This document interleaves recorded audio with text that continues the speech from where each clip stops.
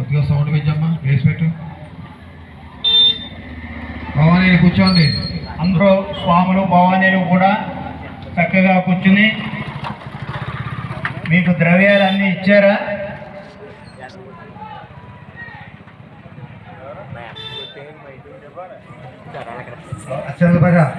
అన్న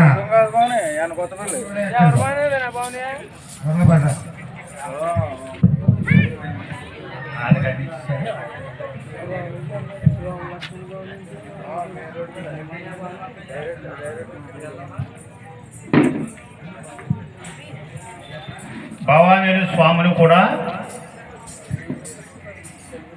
మీకు గ్లాసులతో నీళ్ళు ఇచ్చారు.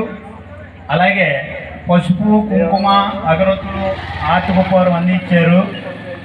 మీరు చిన్నది పసుపు ఉండ చేసేట్టు పెట్టుకోండి. చిన్నది పసుపు ఉండగా, కానీ వినాయకుడిని ఇంకా చేయకూడదు. మీరు గురువు గారు చెప్తారు, అప్పుడు వినాయకుడిని చేసి మనం బొట్టు పెట్టుకోవాలి. ఒక ఉండగా చేయండి, చిన్నది చేసుకోవాలి. చిన్న ఉండ ఏం చేద్దంటే పెద్దది చేయకూడదు, చిన్న ఉండ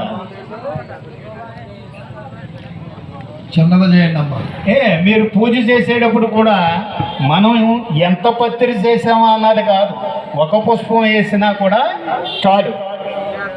మనస్ఫూర్తిగా దాన్ని కొద్దిగా ప్రతి ద్రవ్యానికి కూడా ఓం గం గణపతాయ నమః అని చెప్పుకుంటూ గణపతికి, అలాగే జై భవాని అనుకుంటూ అమ్మవారికి నామం చెబుతూ ద్రవ్యాలు చెయ్యాలి. ఆ ద్రవ్యం కూడా మన మనసులోంచి లాగినట్టుగా గోమాత్రంతో 3 వేలుతోనే అది ఒక ద్రవ్యాన్ని పూజ చేయాలి. గోముఖంగా దాన్ని ఏంటంటే మనం ఎక్కువ చేసాం కదా అని చెప్పి ఇంత పసుపు, ఇంత కుంకుమ, ఇంత పత్రి చేయగలదు. తక్కువగా మనసారే చక్కగా చేయండి. మీకు అన్ని ద్రవ్యాలు ఇస్తారు. అగరొత్తులు, అతుకుపారు అన్నీ కూడా మీకు ఇచ్చారు.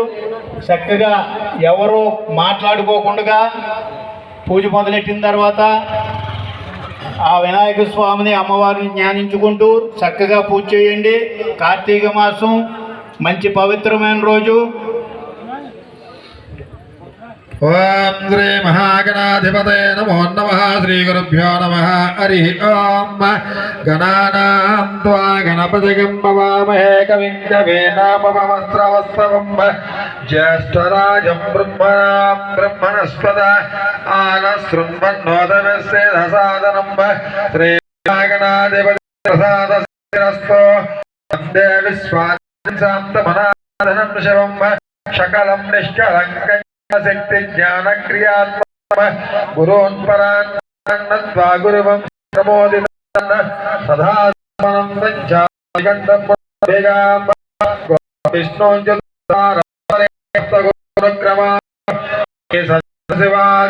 సప్తభ్యో నమః. హరి ఓం.